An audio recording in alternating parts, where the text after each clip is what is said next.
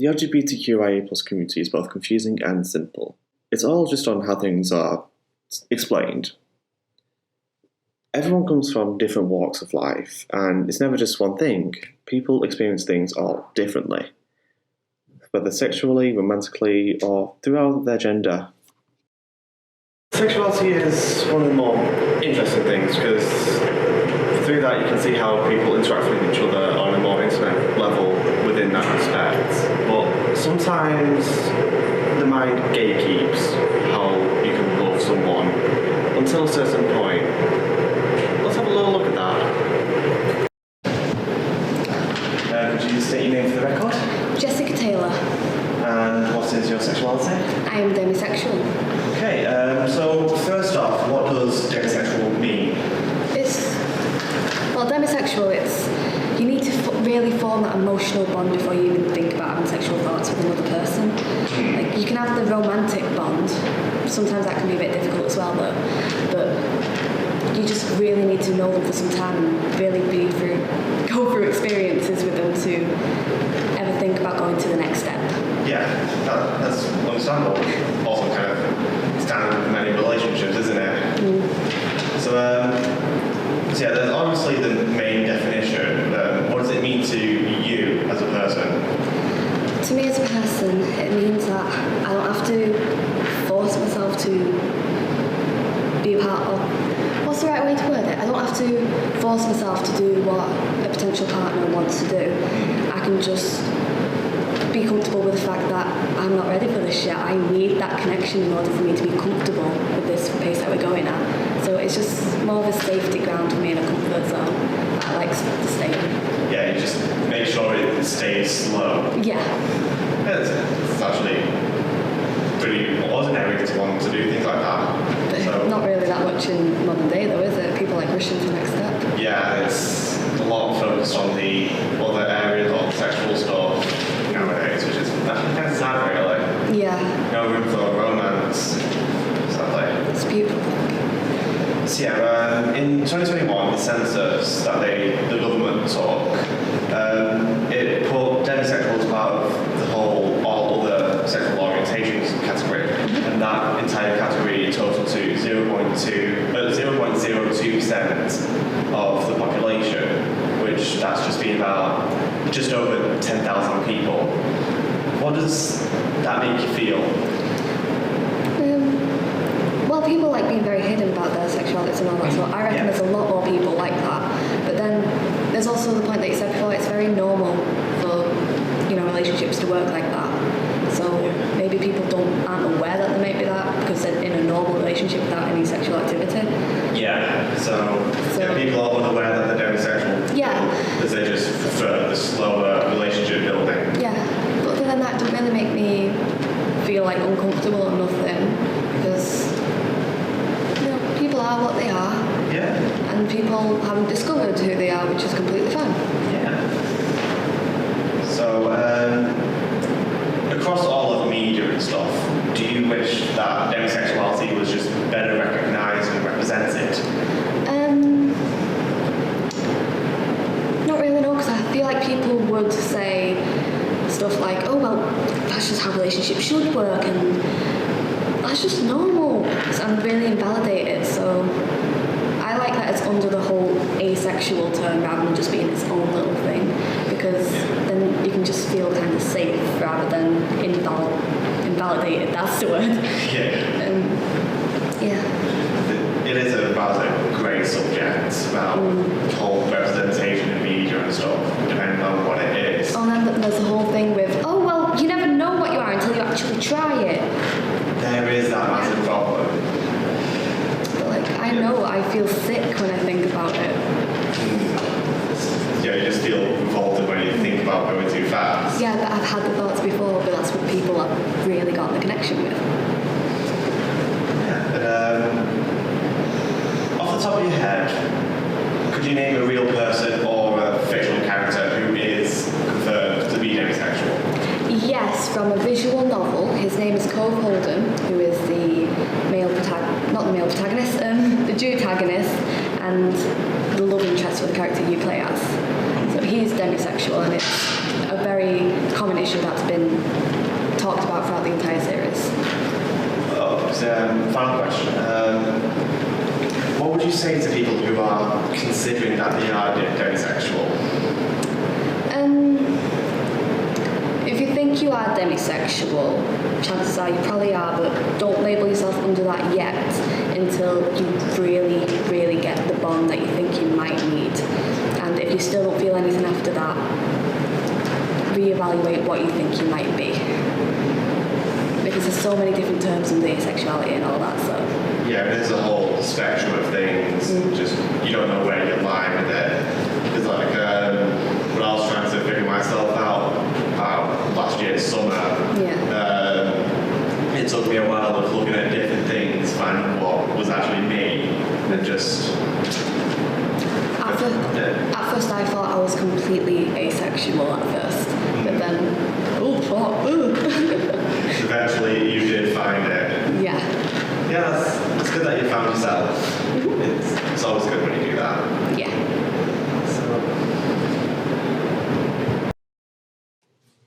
Sexuality is not the only aspect to the LGBTQIA+ community.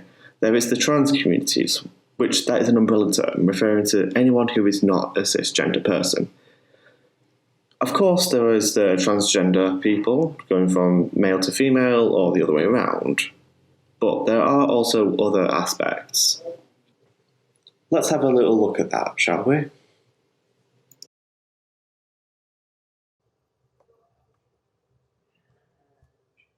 This is my friend Nyx, and they are a non-binary person.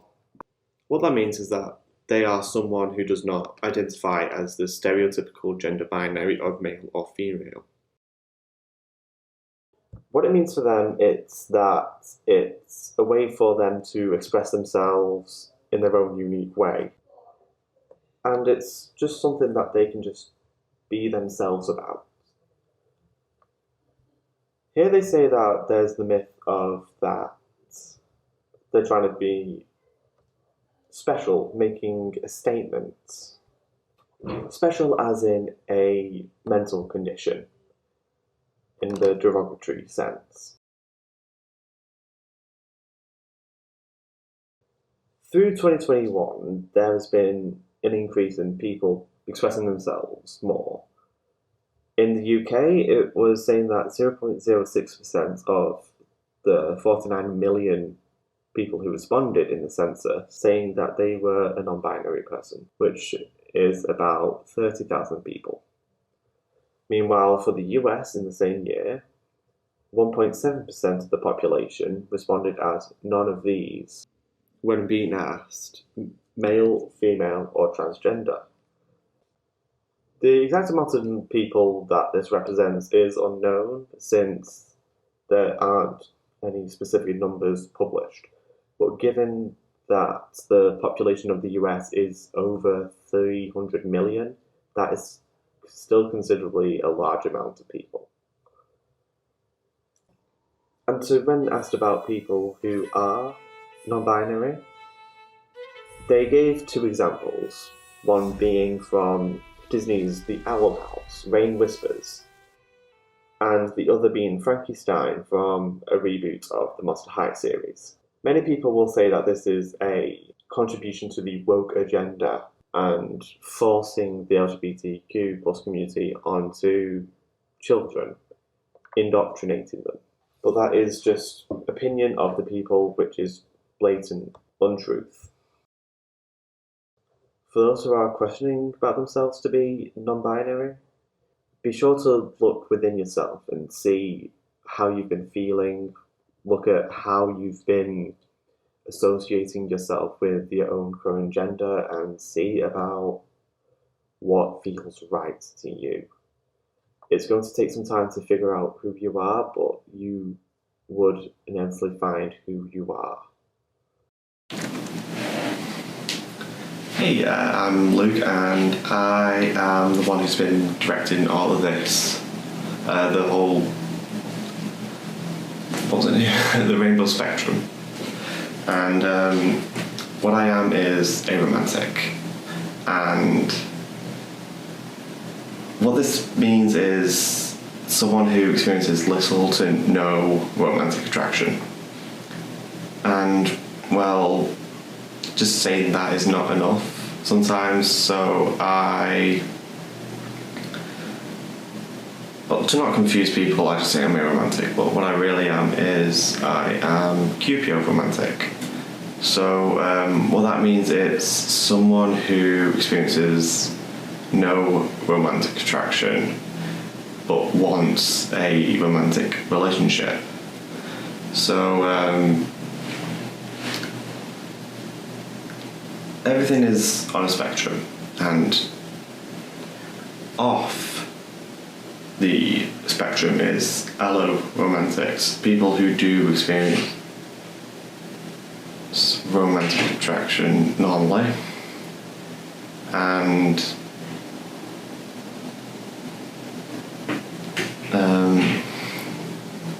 they're just not on the spectrum for aromanticy. And moving on to the spectrum, one side you have the something called Demisexual, which is similar to what Jessica was going on about with Demisexual, but replace the sexual feelings with romantic feelings. And so yeah, that's on the easier side of it all. Moving on to the more extreme, it's Cupioromantic. Yeah, no romantic attraction, and well, it's confusing, really. That's all I have to say. Okay, just thinking about all this stuff, it reminds me of something that I saw, 6 months ago. It was on TikTok, and at that time on certain sides, there was a trend going which had the song from Hercules, I Won't Say I'm in Love, and it was centered around two lines: my head is screaming, get a grip, girl, unless you're dying to cry your heart out. And what this one TikTok is about, it's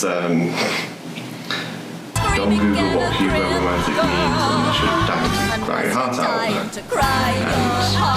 And when I saw that, it's just I just found it pretty funny, and just it was weird, but I liked it. But anyways, something that I see people confuse aromantic people with about they just think that we don't experience romantic attraction straight up, which is sort of reasonable thinking. Being without romantic, kind of like asymptomatic without symptoms, so kind of reasonable to think like that, I guess. But no, it's a spectrum of having some to no romantic attraction. So there's that. And also I see that people think that we don't like being intimate with people, which is just false. So romantic attraction is nothing to do with people's intimacy, because there's different forms of attraction.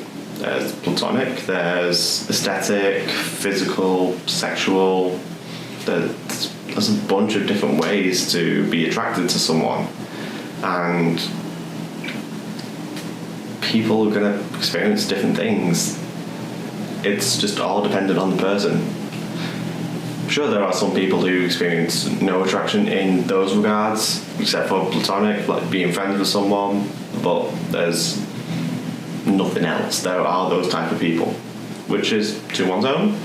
You can live your life the way you do it, and for as long as it doesn't hurt anyone, do it. Okay, yeah, there is always something with it. And that's kind of the gist of who I am. I guess. Pride is a celebration that millions of people around the world take part in every day. Even with all the legislations and bills that are going through government, we still fight for what is right and ours, our human rights. And recently with the LGB without the T, trans lives are more at risk. So we have to be more protective of those who are non-conforming.